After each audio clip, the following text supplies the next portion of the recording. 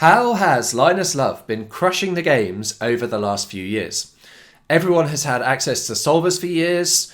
The games are tougher than they've ever been before. So how has he managed to have a graph like this on High Stakes DB, as well as a bunch of untracked winnings as well, when in a time period where other top players have fewer leaks than ever before? Is he just executing GTO strategies much better than his opponents are? Is he just an exploitative player who's found a few ways to exploit the games that he's playing in? Or is it some sort of mixture of the two? Well, I'm Alex Millar, aka Carney7, and on Monday 13th of January, so just a few days after I'm releasing this video, I'm going to be releasing my Advanced Cash Game Strategies course on upswingpoker.com. Not only am I going to be doing that, but I'm also going to be releasing a short course which is going to provide a definitive answer to these questions. Through a detailed study of how Linus plays in single race pots when he is in position versus the big blind, I'm going to be revealing how to build your game to maximise the win rate that you have in the games that you play. So as a teaser for those of you who are interested in buying the course, and also to provide a peek at the answer to these questions for those of you for whom the course is sort of out of your price range, then I'm going to show you a couple of clips from the course to give you an idea of what to expect. And remember, for the first week that my Advanced Cash Game Strategy course is on sale, you're going to get this course for free. So after the first week, it's not going to be free, but in the first week, it will be free. And I think people who do get it are going to be thinking they got absolutely insane value. So definitely check it out. So let's get into it. I start by looking at how Linus is playing on different flop textures. And this clip from the course should be covering a topic that's pretty familiar for those of you who've watched the other free content that I put out. So enjoy.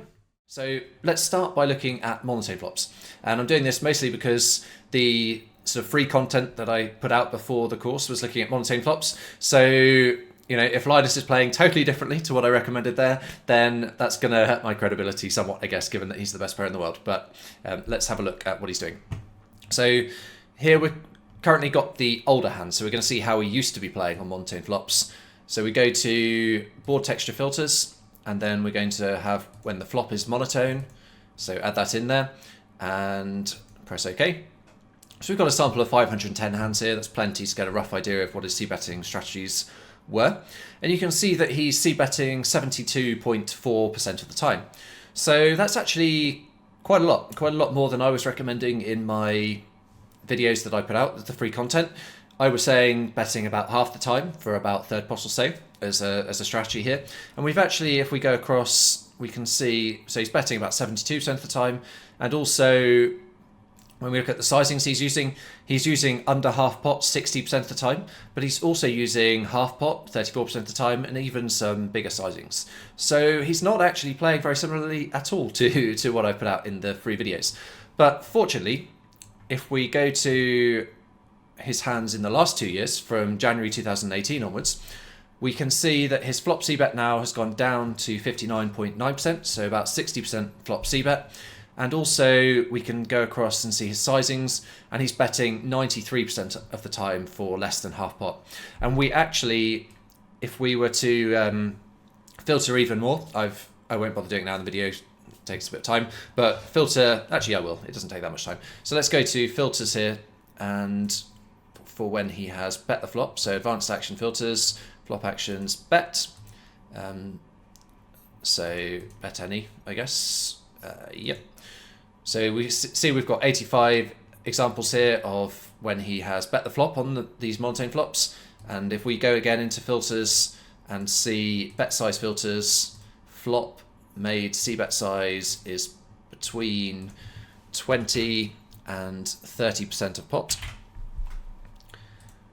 Then press OK here. You can see we've got 77 examples. So actually 77 times out of the 85 times that he's c-bet on a monotone flop since the start of January 2018 in the sample I've gotten him, then he's been betting between 20 and 30% pot. So actually betting much, much smaller than he was a couple of years ago. So actually, it's really good to see that this is something that Linus himself has worked on in the last few years, to change his strategies from how he was playing, which was quite far from the GTO strategies that I was recommending in the videos I've been putting out. And he's actually changed that to something very similar to what I've been putting out. He's actually, in fact, I'm not going to look into this now, but the bigger bets he's been using have all been against small blind, because I don't think it's possible to filter for just against big blind here. So this is kind of against small blind and big blind. Obviously, most hands are against big blind because you get flattered by the big blind much more often than small blind. But yeah, the bigger bets are against the small blind, and then also a couple of on 3 Broadway flops. He's decided to go a bit bigger there as well, like literally 2 times. But yeah, pretty much button versus big blind, he is betting about a quarter pot or so. Varies a little bit in sizing, I guess, just not exactly sure what reason, but it might be 24% pot sometimes and 26% pot other times. But that's the sort of size that he's going for. And so I was recommending to bet, say, 50% of the time with a third pot sizing. He's going up to about 60% with quarter pot sizing. So putting in pretty much the same amount of money to the pot. And yeah, the difference in EV between those two strategies is going to be absolutely minuscule. Whether the slight difference in our conclusions comes from perhaps he's just looked at a small number of monotone flops and they happen to be ones which preferred quarter pot to third pot, or perhaps he hasn't even had both those sizings and has just gone for quarter pot, or perhaps his solvers just, with the EV being so similar, different solvers may come out with slightly different like best strategies, if you like. So yeah, lots of small things that could be that account for the like slightly small size but more often compared to what I've been working out. But yeah, like I say, the difference in EV is basically nothing, and both strategies can be absolutely fine. So do whichever you prefer. But yeah, so yeah, basically yeah, he's made big adjustments here in the last couple of years. He's moved from c-betting sort of 72% of the time with a range of sizes to betting 60% of the time with very small sizes on monotone flops. So this is clearly an area of his game that he's felt is worthwhile working on in the last couple of years, and therefore I definitely think it's going to be something that's worthwhile all of you guys working on too, and making sure that you're c-betting the right sort of frequencies and sizings on this flop type. Okay, we're back. So we see Linus moving towards GTO strategies in the monotone flops when c-betting, and in the course I also take a look at all the other sort of different flop types that you can get and see how his strategy's changed over the last few years. And now I'm going to show you a quick clip of the conclusions to the sort of flop section to the Linus course. What we've learned from this, first of all, it's good to see that Linus's idea of c-betting strategies is pretty aligned with what I've been teaching in my course. I kind of done this whole course, spent a huge amount of time on it. Would have been a little bit sad if I just come across the fact that Linus had found some much better way to play than I was playing, but it doesn't seem to be the case. Seems to be that he's playing pretty good in terms of GTA strategies and pretty similar to what I've been teaching in my other course. And yeah, great, that's great news. Secondly, the fact that he's been changing his strategies over the last few years to get closer to that is a really good sign, I think. Shows that this is not something that everyone knew 5 years ago. This is something that the best player in the world has been working on in the last few years. So yeah, I think for people playing a little bit lower particularly, then I imagine this is something where there's going to be a lot of value for you in, first of all, looking at how Linus plays, and then if you are purchasing the main course, then hopefully you'll learn a lot from that as well. So yeah, both of those are good. Finally, it seems that Linus has been, he's, like I say, been moving his strategies closer to GTO over the last few years, and he's playing a very solid game when it comes to c-betting the flop. Or is he?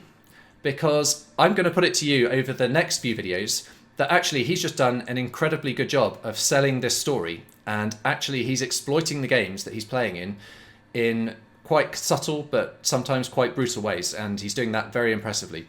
So in the next video, I'm going to start looking at his game after he checks back the flop, and we're going to start seeing that perhaps all is not quite as it seems from the video so far. So I shall see you for that. So that's it for this video. For those of you who aren't going to buy the course, I hope you take from this video the importance of both learning GTO strategies and also learning how to exploit the opponents that you have in your games. Spending time on both of those aspects of poker has always been the best way to improve your game and take it to the next level, and that remains true even though the games are tougher than they used to be. People still have plenty of leaks. For those of you who are considering buying the course, I'll be going through a lot of detail about how Linus has been successfully exploiting the high stakes games. So if you play in those games, you're definitely going to want to check this out.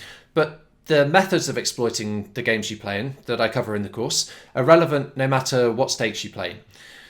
I think if you take what you learn in this course and put in the effort required, then this will be quite a step change in sort of how you're able to exploit. And if you manage to do it successfully, I think you're going to have a lot of success at the tables. So I'll finish with one last reminder that the course comes on sale Monday, January the 13th, and you'll get it free if you buy my advanced cash game strategy course, which comes out on the same date. So if you buy the advanced cash game strategy course in the first week, then you will get this course for free. So yeah, best of luck, everyone. And if you do buy my courses, I'll look forward to speaking to you in the dedicated Facebook group for the course. And there I'll be able to chat and answer any questions you might have on the course. So bye for now.